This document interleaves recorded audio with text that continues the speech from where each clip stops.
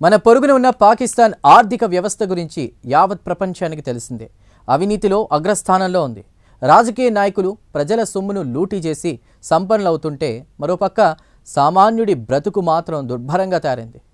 ఇక పూట గడవాలంటే అప్పు కావాల్సిందే. దీంతో తరచూ సోదర ముస్లిం దేశాల వద్దకు వెళ్ళి అప్పు తీసుకుంటూ ఉంటారు. ప్రస్తుతం వారు కూడా పాకిస్తాన్ ప్రధానమంత్రి షరీఫ్ను దూరం పెట్టారు. దీంతో వేరే గత్యంతరం లేక ఐఎంఎఫ్ వద్దకు కాళ్లు అరిగేలా చక్కర్లు కొట్టాల్సి వస్తోంది. ఇక తాజాగా ఐఎంఎఫ్ ఒక నివేదికను విడుదల చేసింది. పాకిస్తాన్లో అవినీతి పెచ్చరిల్లిపోవడం వల్ల దేశ జీడీపీలో 6% వరకు నష్టపోతోందని తేల్చి చెప్పింది. ఇక పరిస్థితులు గాడిన పడాలంటే రాజకీయ దృఢ సంకల్పం కలిగి ఉండాలని సూచించింది. ఐఎంఎఫ్ తాజా నివేదిక గురించి ప్రత్యేక కథనంలో మరింత సమాచారాన్ని ఉన్న పాకిస్తాన్కు ఎన్ని అవలక్షణాలుండాలో అన్నీ ఉన్నాయి. దేశంలో అవినీతి పెచ్చరిల్లిపోయింది. రాజకీయ నాయకులు దేశాన్ని దోచుకుంటున్నారు.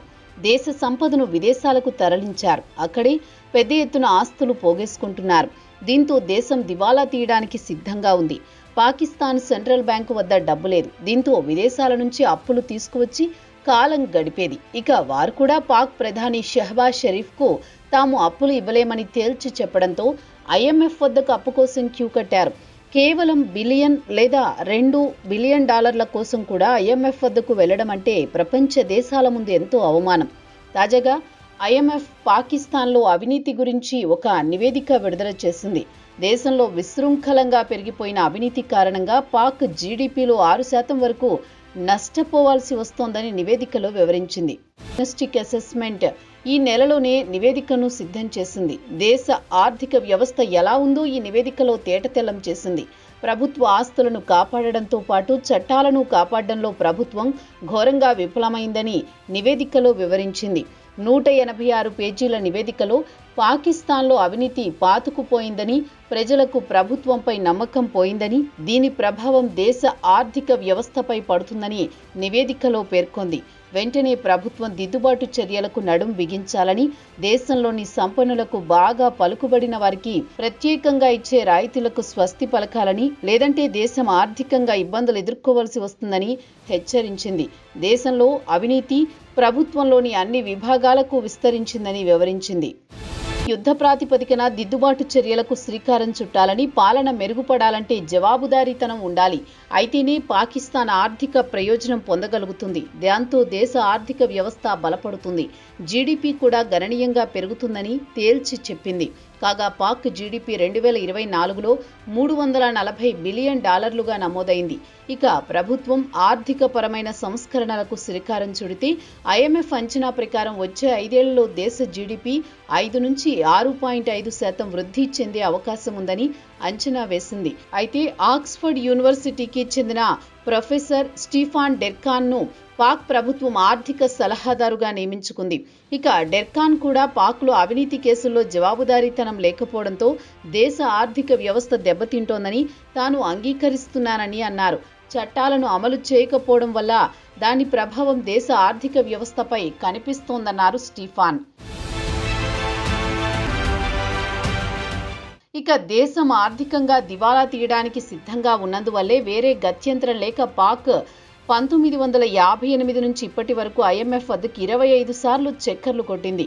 తరచూ ఐఎంఎఫ్ చుట్టూ తిరిగి రుణాల కోసం వేడుకోవాల్సి వస్తోంది. అధికారంలోకి వచ్చిన ప్రతి ప్రభుత్వం ఐఎంఎఫ్ తలుపు తట్టినవే. పాకిస్తాన్లో పౌర ప్రభుత్వం ఉన్నా, మిలిటరీ పాలనలో ఉన్నా ఐఎంఎఫ్ గడప ఎక్కాల్సిందే. ప్రస్తుతం ప్రధాని షహబాజ్ షరీఫ్ కూడా రుణం కోసం ఐఎంఎఫ్ చుట్టూ చెప్పులరిగేలా తిరుగుతున్నారు.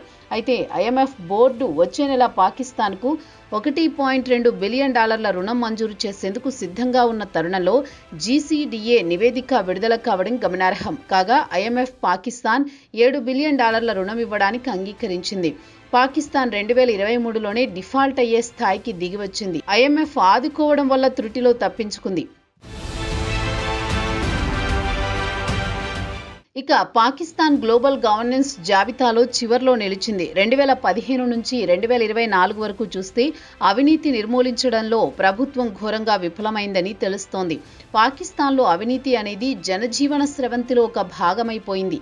అవినీతి వల్ల ప్రభుత్వానికి వచ్చే ఆదాయానికి గండి పడుతోంది. పాకిస్తాన్లో అత్యంత సంపన్నులు, రాజకీయ నాయకులు మాత్రం ప్రభుత్వం ఇచ్చే సబ్సిడీలను, పన్ను రాయితీలను అనుభవిస్తున్నారు. ప్రభుత్వం కాంట్రాక్టులు వీరే దక్కించుకుంటున్నారు. దీంతో ఖజానాకు ప్రతి ఏడాది బిలియన్ల కొద్దీ డాలర్ల నష్టం వాటిల్లుతోంది. దేశంలోని సంపన్నులు పన్ను ఎగ్గొడుతున్నారు. దీంతో ప్రైవేట్ సెక్టార్లో పెట్టుబడులు రాకుండా స్తంభించిపోయాయి. ఇలాంటి నివేదికను 2021లో United Nations Development Programme UNDP విడుదల చేసింది. ఈ నివేదికలో కూడా పాకిస్తాన్లోని ఎలైట్ గ్రూపు అంటే సంపన్నులు, రాజకీయ నాయకులు, శక్తివంతమైన మిలిటరీ అధికారులు కలిసి దేశ ఆర్థిక వ్యవస్థకు సుమారు 6% గండి కొడుతున్నారని నివేదికలో వివరించింది. చెందిన అత్యంత సంపన్నులు, శక్తివంతమైన వారు, రాజకీయాలతో సంబంధాలున్న వారికి అన్ని వస్తువులు లభిస్తున్నాయి. అత్యంత విలువైన భూముల నుంచి, రుణాల నుంచి, టారిఫ్ల నుంచి, నియంత్రణ సంస్థల నిబంధనల నుంచి వీరికి అన్ని మినహాయింపులు ఉంటున్నాయి. కాగా ప్రపంచ బ్యాంకు నుంచి పాకిస్తాన్కు చెందిన పలు ఇన్స్టిట్యూషన్స్ కూడా దేశంలోని అత్యంత సంపన్నులు, రాజకీయ నాయకులే అధికారాన్ని దుర్వినియోగం చేస్తున్నారని విమర్శించాయి. తాజాగా IMF నివేదికలో ప్రభుత్వ సంపన్నులకు పలు రకాల రాయితీలు ఇస్తోంది. ఉదాహరణకు రియల్ ఎస్టేట్తో పాటు ఎనర్జీ రంగం, ఇతర రంగాల్లో పన్ను రాయితీలు, సబ్సిడీలు ఇవ్వడం వల్ల 2023 ఆర్థిక సంవత్సరంలోనే GDPపై 4.61% భారం పడిందని పేర్కొంది. దేశంలోని రాజకీయ నాయకులకు, సంపన్నులకు స్పెషల్ ట్రీట్మెంట్ ఇవ్వడంతో ప్రభుత్వ కాంట్రాక్టులు వారికి అప్పగించడం, దేనికి పారదర్శకత లేకపోవడంతో దాని ప్రభావం దేశ ఆర్థిక వ్యవస్థపై పడుతోందని, దీనిపై విచారణ జరిపించాలని సలహా కూడా ఇచ్చింది. పాకిస్తాన్లో న్యాయ వ్యవస్థ కూడా అంతంత మాత్రంగానే ఉంది. ఇప్పటికీ సుమారు 20 లక్షల కేసులు పెండింగ్లో ఉన్నాయి. సుప్రీంకోర్టు పెండింగ్ కేసుల విషయానికొస్తే ప్రతి ఏడాది 7% చొప్పున పెరుగుతూ పోతున్నాయి. అయితే గుడ్డిలో మెల్ల మాదిరిగా అవినీతి రూపుమాపడానికి కొన్ని చర్యలు తీసుకుంది. నేషనల్ అకౌంటబిలిటీ బ్యూరో లేదా NAB, ఫెడరల్ ఇన్వెస్టిగేషన్ ఏజెన్సీ అనే 2 సంస్థలను ఏర్పాటు చేసి అవినీతిపై విచారణ చేపడుతున్నాయి. తాజాగా GCDA నివేదికలో NABను ప్రభుత్వం తమ కక్ష సాధింపునకు మాత్రమే వినియోగించుకుందని ఆరోపణలు వస్తున్నాయని పేర్కొంది. దీంతో ప్రజల్లో NAB పట్ల నమ్మకం తగ్గింది. ప్రతిపక్ష పార్టీ నాయకులను అవినీతి కేసుల్లో ఇరికించి భయానక వాతావరణాన్ని సృష్టించేందుకు NAB తెరపైకి తెచ్చిందన్న అపవాదును ప్రభుత్వం మూటగట్టుకుంది. ఇక NAB మాత్రం జనవరి 2023 నుంచి డిసెంబర్ 2024 వరకు సుమారు $17 బిలియన్ ఆస్తులను జప్తు చేశామని చెబుతున్నా శిక్షలు మాత్రం పెద్దగా ఎవరికీ పడలేదు. IMF తాజా నివేదికలో పాక్ ప్రభుత్వం తీరుపై ఘాటుగా స్పందించింది. వెంటనే దిద్దుబాటు చర్యలకు పాల్పడకపోతే త్వరలోనే దివాలా తీయడానికి సిద్ధంగా ఉండాల్సి వస్తుందని హెచ్చరించింది. మరి అధికారంలో ఉన్న షరీఫ్ ప్రభుత్వం దిద్దుబాటు చర్యలు తీసుకోవడం అనుమానమే అని అంటున్నారు పాక్ రాజకీయ పరిశీలకులు. ఇక IMF నివేదికపై షరీఫ్ ప్రభుత్వం ఎలా స్పందిస్తుందో వేచి చూడాల్సిందే.